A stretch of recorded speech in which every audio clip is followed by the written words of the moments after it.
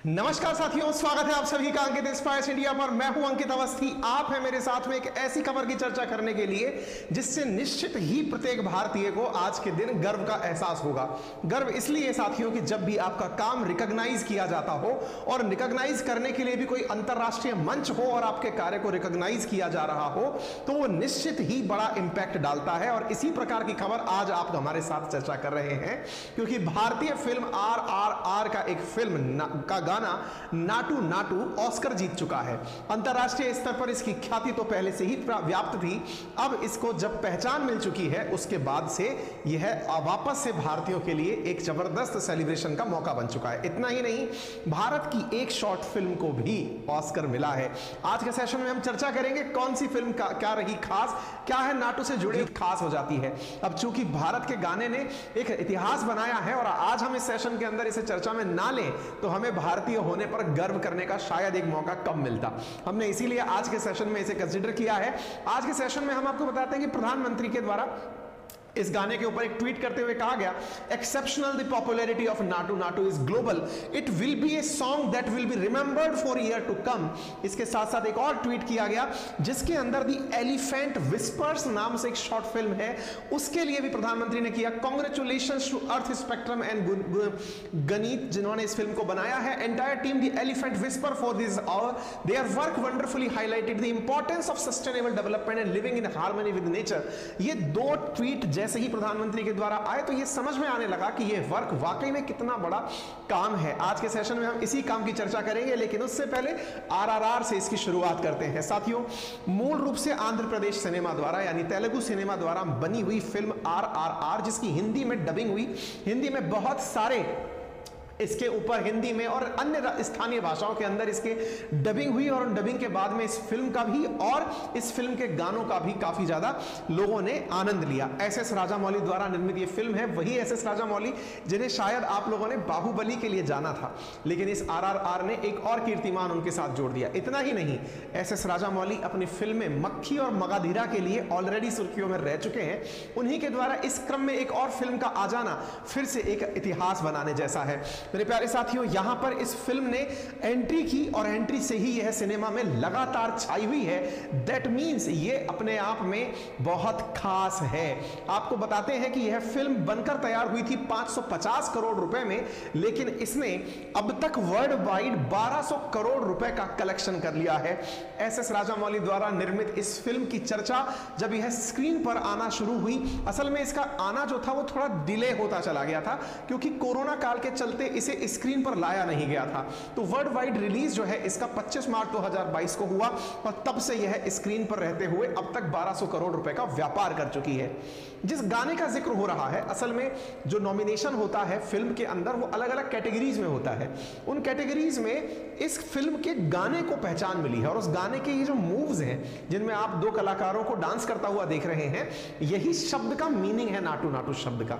नाचो नाचो, Hindi meaning उसका नाचो नाचो है। इसके डांस स्टेप्स इतने वायरल हुए कि इस पर बहुत सारे shorts, Insta shorts, YouTube shorts और तो और दुनिया भर के देशों ने इसके ऊपर शॉर्ट्स बना करके डाले हैं। यदि आप यूट्यूब पर जाकर देखें तो टी सीरीज के द्वारा इस गाने को जब हिंदी में नाचो नाचो करके डब करके डाला गया तो इस गाने पे अब तक 267 मिलियन व्यू हो चुके हैं। इसके लिरिक्स पर 89 मिलियन व्यूज हैं हिंदी के अंदर। ऐसे अन्य रीजनल लैंग्वेजेस में इसके अगर व्यूज देखे जाएं तो जैसे तेलुगु आप देखें तो यहां पर आप 66 मिलियन 126 मिलियन व्यूज आप इसके देख सकते हैं। अर्थात मूल रूप से यह जो तेलुगु फिल्म का गाना है जिसमें शब्द नाटू नाटू है, जिसे हिंदी फिल्म के अंदर लोगों ने नाचो नाचो करके सुना है, मतलब हिंदी ट्रांसलेशन में नाचो नाचो करके सुना है, वो मूलतः नाटू नाटू शब्द है, उसकी अपनी एक कहानी है। वो कहानी भी हम आपके साथ में साझा करेंगे।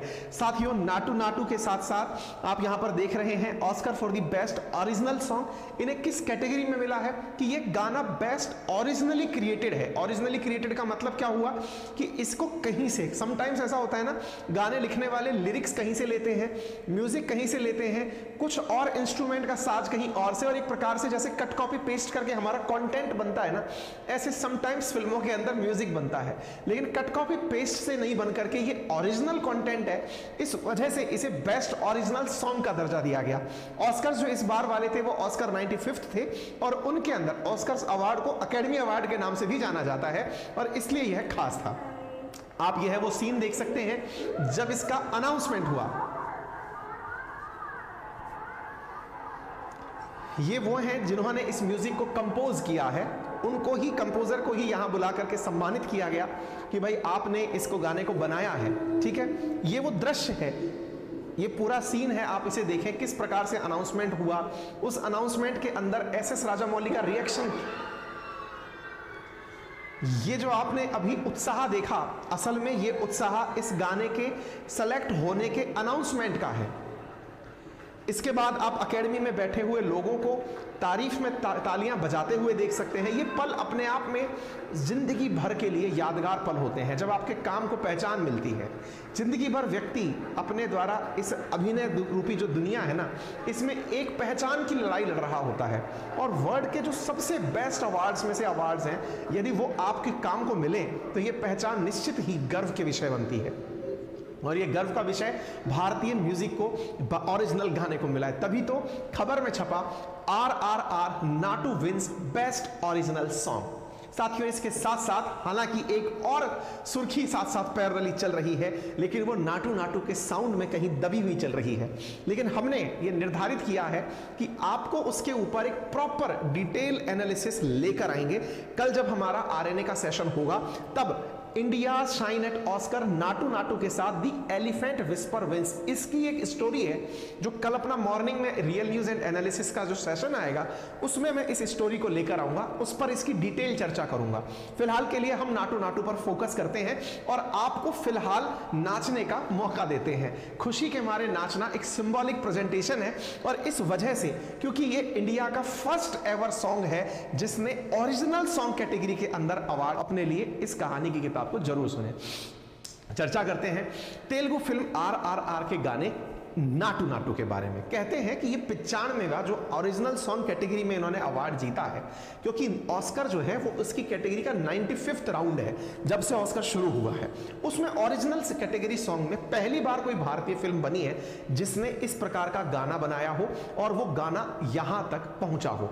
ऐसी स्थिति में जब इसकी चर्चा हो रही है तो जो चर्चा के लिए फिल्म निर्माता हैं उनकी चर्चा ना हो, ये कैसे संभव है? आप हैं एस.एस. राजामौली, जिन्होंने बाहुबली, हीरा या मक्खी जैसी सुपरस्टार और RRR जैसी फिल्में दी हैं।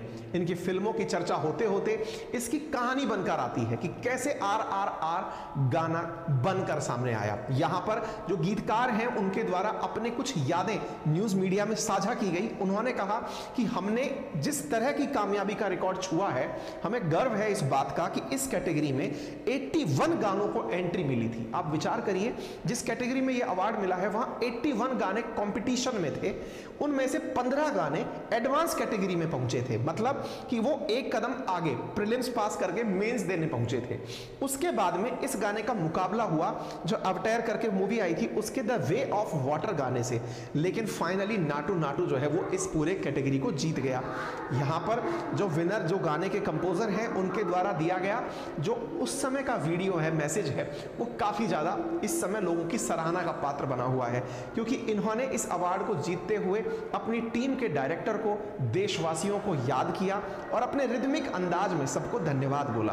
आप भी इनके द्वारा दिए गए मैसेज को सुन सकते हैं।